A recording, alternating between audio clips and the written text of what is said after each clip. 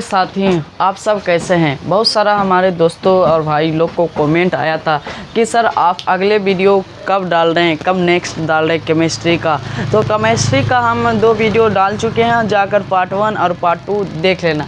आज हम बताने वाले हैं ज्योग्राफी के बारे में, भूगोल के बारे में। भूगोल क्या होता है सर? भूगोल हर एक सिलेबस में, हर एक कंपटीशन में, बिहार पुलिस हो, बिहार दरोगा हो, डीएलएड हो, बीएड हो, सभी में ज्योग्राफी से क्वेश्चन आता ही आता है। तो चलो आज हम पढ़ते हैं खगोल विज्ञान के बारे में। कौन विज्ञान के बारे में? खगोल। वास्तव में खगोल विज्ञान है सर क्या?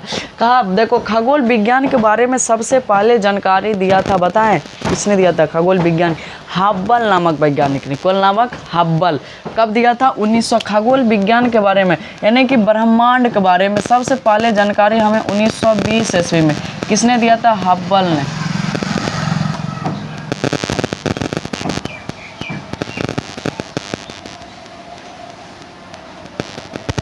हब्बल नामक वैज्ञानिक ने। हब्बल कहता एडविड हब्बल है। पूरा नाम याद नहीं हो पाएगा क्योंकि कंपटीशन की दुनिया है बाबू, तो शॉर्ट में याद रखना है हब्बल।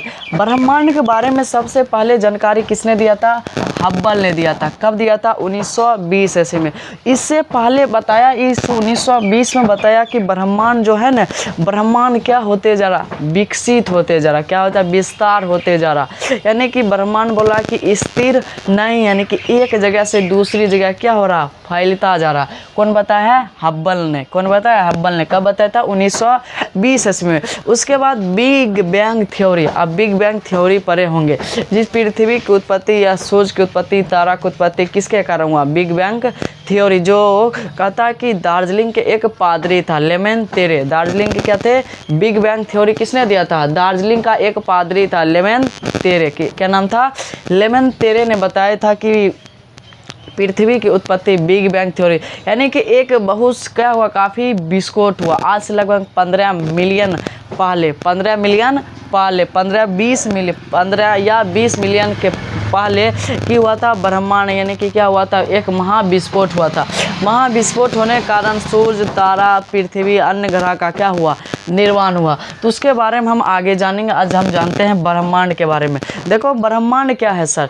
कहता है कि ब्रह्मांड में कहता है कि ब्रह्मांड में असंख्य संख्या में, किन चीज में? असंख्य, यानी कि जिसकी कमी ना हो। असंख्य संख्या में तारा के समूह को क्या कहा जा रहा है? ब्रह्मांड कहा जा रहा है। क्या कहा जा रहा है? ब्रह्मांड कहा जा। ब्रह्मांड के बारे में सबसे पहले जानकारी किसने दिया था? हब्बल नामक वैज्ञानिक ने। कब दिया था? 1920 ईस्वी में। उसके बाद आता है, ब्रह्मांड के बाद आता है सर तारा। क्या आता है सर? तारा। देखो तारा देखता होगा, तारा एक प्रकार के सर क्या है? गैस है। यह गैस, यह गैस है। और जो ब्रह्मांड में तारा है ना, 100 अरब पाया जाता है। कितने अरब? 100 अरब। कितना अरब पाया जाता है? 100 अरब पाया जाता है। देखो तारा के पास अपना की है? उष्मा है। उष्मा है। दूसरा क्या है? प्रकाश है। यह उष्मा और प्रकाश है। सबसे पहले बताएं, तारा एक प्रकार की ऐसा गैस है। तारा के पास अपना उष्मा एवं की पाया जाता है? प्रकाश पाया जाता है। कहता है कि बहुत सा क्या होती है? बहुत सारी गैस क्या होती है? बहुत सारा गैस जब क्या होती है? सघन में आती है, यानी कि घनत्व की हो, काफ़ी बादल के समान जिसका घनत्व हो जाती है, तब किसका निर्माण होता है? निहारिका का निर्माण। किसका निर्माण होता है? निहारिका का। किसका निर्माण होता है? निहारिका का निर्माण होता है। किसका होता है? निहारिका। पहले की बताएं, तारा एक प्रकार का क्या है? गैस है। तारा के पास अपना उष्मा एवं की पाया जाता है? प्रकाश पाया जाता है। उसके बाद बताएं, जब बहुत सारा गैस की होती है, आपस में की होता है? एकजुट हो जाता है। क्या हो जाता है? एकजुट हो जाता है। एकजुट, जिस प्रकार बादल देखता होगा आकाश में, यानी कि बादल देखता होता है पृथ्वी के ऊपर देखता होगा, वहाँ पर बादल एक की होती है? सघन माध्यम रहती है। वो जब वो बन सघन माध्यम बहुत सारा क्या होती है? तारा आ जाता है, यानी गैस आ जाता है, तब किसका निर्माण होता है? निहारिका का निर्माण होती है। और निहारिका में कहता है कि एक नाभिकीय संलयन क्रिया होती है। कौन क्रिया होती है? नाभिकीय संलयन, यानी कि हाइड्रोजन की क्रिया हीलियम से होती है। हाइड्रोजन की क्रिया किससे होती है? हाइड्रोजन की क्रिया हीलियम से होती है। किससे होती है? हाइड्रोजन की क्रिया हीलियम से होती है। तब जाकर किसका निर्माण होती है? तारा का निर्माण होती है। तब किसका निर्माण होता है? तब जाकर किसका निर्माण होता है? तारा का निर्माण होता है। बात समझे? इस तारा को देखो, तारा के बारे में बढ़िया समझना, ऑब्जेक्टिव आता। देखो तारा पहले बताएं एक प्रकार की है, गैस है। पूछेगा इसके पास अपना उष्मा एवं की होती है, प्रकाश पाया जाता है। जब बहुत सारा की हो गैस आपस में मिल जाए और उसमें की हो हाइड्रोजन यानी कि नाभिकीय संलयन की क्रिया हो, तब किसका निर्माण होती है? नेहारिका का निर्माण होती है। जब नेहारिका के बाद किसका निर्माण होती है? तारा का निर्माण होती है। और हमारे जो कहता है कि हमारे जो तारा की संख्या कितना है? 100 अरब। कितना अरब? 100 अरब। कितना अरब है? 100 अरब। अब देखो तारा का अब की होता है कि कुछ तारा विस्फोट भी कर जाता है, कुछ तारा की होता है कि बहुत दिनों तक रहती है, कुछ तारा की होता है जन्मते ही की होती है, ख़त्म हो जाती है। अब देखो तारा के ना बनेगा। अब देखो ये तारा कहता है कि सूर्य या तारा, बढ़िया सुन, सूर्य एक प्रकार की है सर, तारे है। सूर्य की है एक प्रकार का तारा। और सूर्य की जो होती है ना प्रकाश की चाल, टेम्परेचर लगभग 3 लाख होती है। कितना होती है? इकाई 3 लाख लिखते हैं डायरेक्ट। कितना होता है? 3 लाख कहता। और ये जो सूर्य है ना और तारा, ये सब कौन अवस्था में रहता है? प्लाज्मा अवस्था में। कौन अवस्था में रहता है? प्लाज्मा। अब सर प्लाज्मा क्या होता है? आप खेखार देखे होंगे, खेखार देखे, नेटा देखे होंगे, वही नेटा या खेखार को ही की कहा जा रहा है? प्लाज्मा कहा जा रहा है। और ये प्लाज्मा का तापमान कितना डिग्री हो सकता है? 3000 डिग्री सेल्सियस। कितना डिग्री? 3000 degree Celsius. कितना डिग्री सेल्सियस होती है? 3000 डिग्री सेल्सियस। कितना डिग्री सेल्सियस? 30,000 लिखा गया। कितना डिग्री सेल्सियस हो सकती है? 3000। प्लाज्मा कितना डिग्री सेल्सियस होती है? पूछेगा तारा कौन अवस्था में पाया जाता है? प्लाज्मा अवस्था में। सूर्य कौन अवस्था में पाया जाता है? प्लाज्मा अवस्था में। अब देखो तारा की होता है, तारा या सूर्य की होती है, धीरे धीरे की होती है। तारा का जीवन अवधि, बढ़िया सुना, सूर्य को जीवन अवधि कितना अरब है? 15 अरब है। 15 अरब। कितना अरब है? 15 अरब। जिसमें कहता है कि बेचारा कितना अरब, अब इसका सूरज की जीवन अवधि बचा हुआ 4.7 अरब और जीने के लिए। इतना बेचारा जीने के लिए बचा।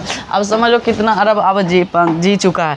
अब इतना दिन के बाद क्या हो गया? तारा का तारा यानी कि सूर्य की होगा दुनिया से ख़त्म हो जाएगा।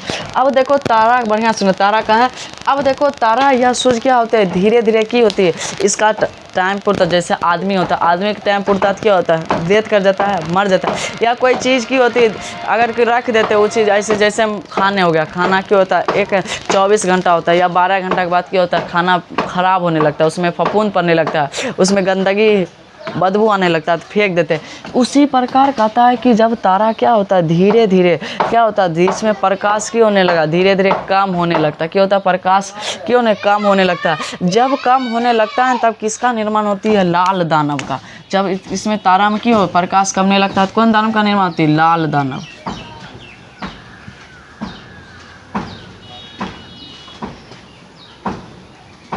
लाल दानव। कौन दानव का निर्माण होती है? लाल दानव। जब तारा में की हो प्रकाश धीरे धीरे कम हो या सूर्य में प्रकाश धीरे धीरे कम होने लगता है तब कौन दानव का निर्माण होती है? लाल दानव का निर्माण होता है। और लाल दानव का जो आकार होता है क्या होता है? बड़ा होता है। क्या होता है? बड़ा होता है। क्या होता है? लाल दानव का आकार क्या होता है? बड़ा होता है। अब जब लाल दानव का आकार बड़ा होता है तो किसका? लाल दानव का आकार कैसा होगा? बड़ा होगा। जब इसमें क्या होती है? तारा में या सूर्य में प्रकाश धीरे धीरे क्या होता है? कमने लगता है तब किसका निर्माण होती है? लाल दानव का निर्माण होता है।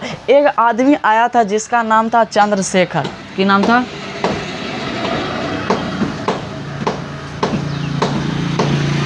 चंद्रशेखर। देखो चंद्रशेखर ने ये अपने थ्योरी में लिखा है, बढ़िया सुना, अपने थ्योरी में क्या बताया है? जब तारा का द्रव्यमान, देखो किंचित द्रव्यमान, तारा का द्रव्यमान किसका? देखो सूर्य की व्यास भी बता दें। देखो सूर्य का पहले व्यास भी सुन लो। सूर्य का जो सूर्य है, इस सूर्य का यहाँ से यहाँ के बीच की दूरी है 13.92 लाख किलोमीटर। 13.9 लाख किलोमीटर। बढ़िया सुना, बढ़िया समझ आ रहा? कोई दिक्कत? पृथ्वी पूछेगा, बढ़िया सब्जेक्टिव आया हुआ है, डीएलएड में पूछा था, डीएलएड में पूछा था। बताइए पृथ्वी का व्यास कितना है? 13.92। और बढ़िया सुना, सबसे ज़्यादा चमकीला यानी सिर्फ इस बच्चे का ऐसा कौन सी तारा है जो सबसे ब्रह्मांड में काफ़ी अधिक चमकता है? जिसका नाम है साइरस। क्या नाम है? साइरस तारा। कौन तारा है? साइरस। कहता इस ब्रह्मांड में सबसे क्यों काफ़ी अधिक चमकीले वाला तारा का नाम बताइए। साइरस तारा। कौन तारा है?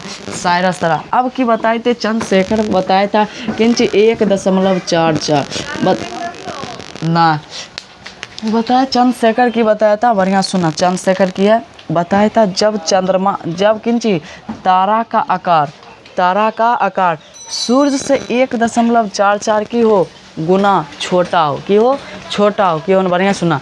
जब तारा का द्रव्यमान सूर्य से 1.44 की होना चाहिए छोटा हो तब किसका निर्माण होता है बताएं। तब किसका निर्माण होता है? लाल दानव तो बताइए दिए। तब श्वेत वामन का निर्माण होती है। कौन वामन का निर्माण होती है? श्वेत।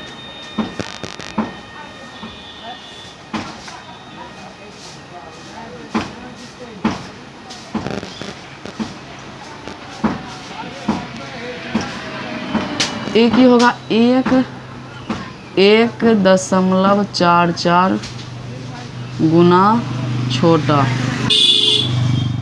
क्या होगा? छोटा। तब क्या होता है? श्वेत वामन का निर्माण होती है। यानी कि बता रहा है कि ये जो लाल दानव है ना, लाल दानव की होगा धीरे धीरे कम होने लगा। अगर कम होकर की हो इसका आकार की हो जाए सूर्य के आकार से की हो जाए छोटा हो जाए कम हो जाता है तब किसका निर्माण होती है? श्वेत वामन के, जिसे हम जीवाश्म ऊर्जा भी कहते हैं। इसे जीवाश्म तारा भी कहा जाता है। जीवाश्म तारा। कौन तारा? बढ़िया सुना। ऑब्जेक्टिव मात्रा श्वेत वामन को क्या कहा जाता है? जीवाश्म तारा। अब इसका भी की होगा धीरे धीरे प्रकाश की होने लगेगा कमने लगेगा। जब कमने लगेगा तब की हो जाएगा? काला तारा का निर्माण होगा। कौन तारा का? काला तारा का निर्माण। अब धीरे धीरे की हो जाएगा? तारा का अंत हो जाएगा। तारा की हो जाएगा? विलुप्त हो जाएगा। तारा की हो जाएगा?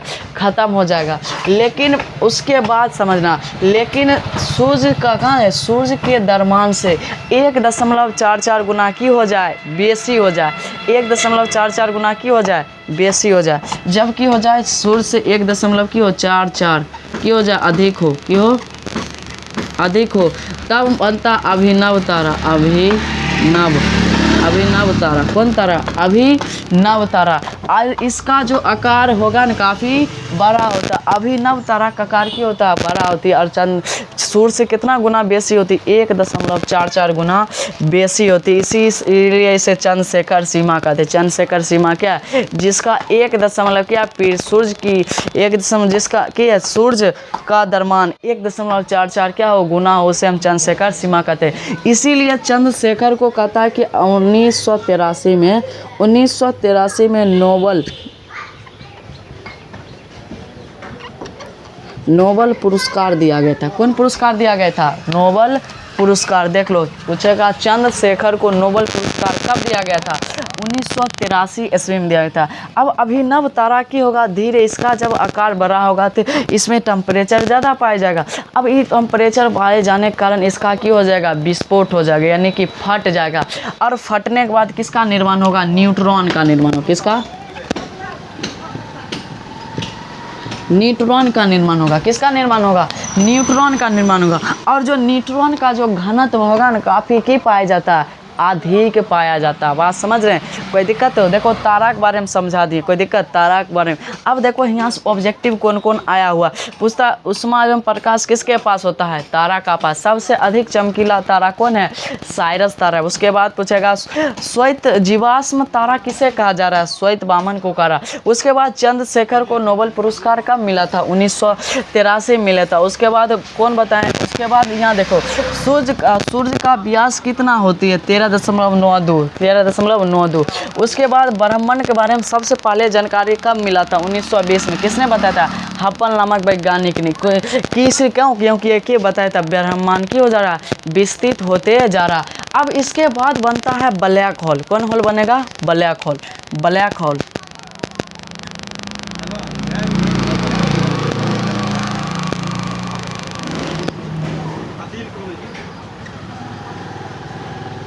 ब्लैक होल बनता है।